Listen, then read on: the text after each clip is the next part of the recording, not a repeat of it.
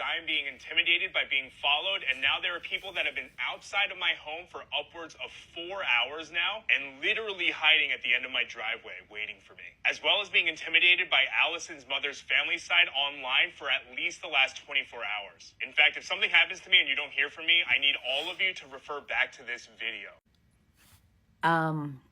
Thank you to everybody who's been tagging me in Ed's videos and DMing me about, your concerns for his safety. I have been in very close contact with Ed.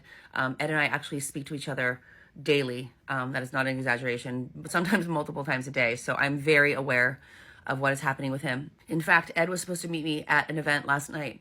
At about 7:30, he sent me this text. I don't know if I can leave my house. And at the time, I wasn't really sure why. But Ed's got, side projects and other podcasts and things. So I just thought maybe it was something, in relation to that. But then we hopped on a call and he explained what was going on. And it was very alarming. But I do want you to know, I have spoken to Ed and he's safe and he's fine and hopefully finally getting some rest. And, when he gets up, we're going to try to, figure all this out. And from the beginning, Ed and I have had the same objective. And that is to help find Allison and get her home safely. Allison being the 15-year-old girl that went missing out of Monterey Park on July 16th.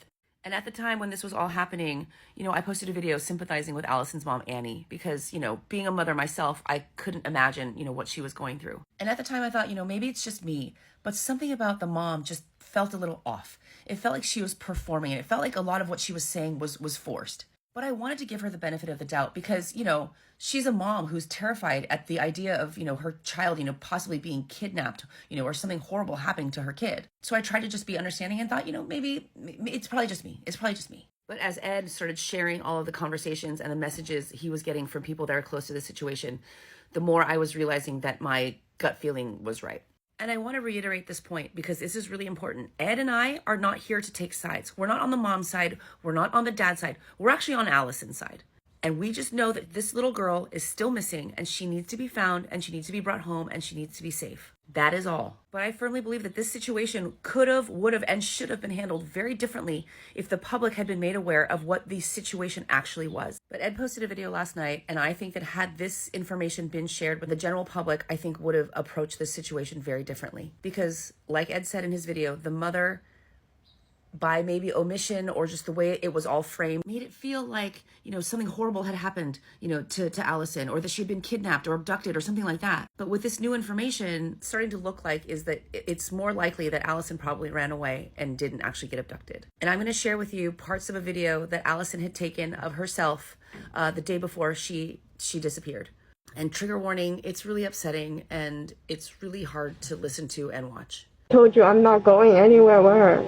Okay. I am assisting with the matter. I'm telling her to go. Allison, you need to go. Okay, I'm not going. You need to go. How many times do I have to tell you I'm not going? She abused me.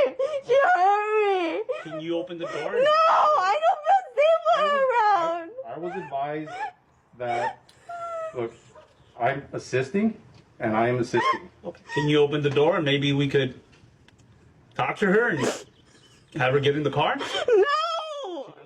And though my opinion of this situation has changed, my desire to find this child and help her get the help and resources she needs has not.